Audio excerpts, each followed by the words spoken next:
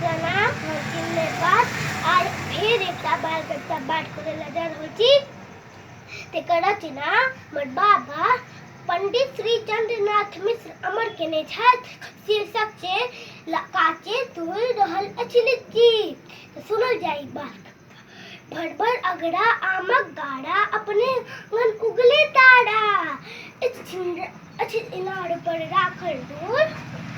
इनार पर राखल डोल बाजू बउआ कोमल बोल चेतक पछबा तारम तोर फुफड़ी सा पाठल अछोर ढोल बजापत बड़का कक्का उड़ रहल अछि लाल पतक्का हाथी चल बरियाती गेल लागल नशा फूटल बेल हाथी चल बरियाती गेल लागल नशा फूटल चिन्नी बनाऊ देलक तौल मंगनू दोस्त बड़ा भुसकोल लोहरा चला रहल अछि भाती आबि रहल अछि मुकनी हाथी पीबू दूध पड़ै नच माटी हत बसा चलू सब गाछी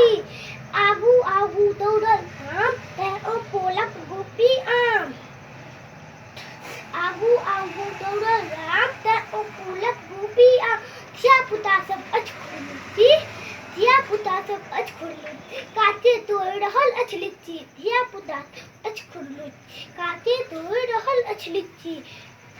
धिया पुता सब अच खुरलुची काचे तोड़ रहल अछि लीची धिया पुता अच खुरलुची काचे तोड़ रहल अछि। धन्यवाद।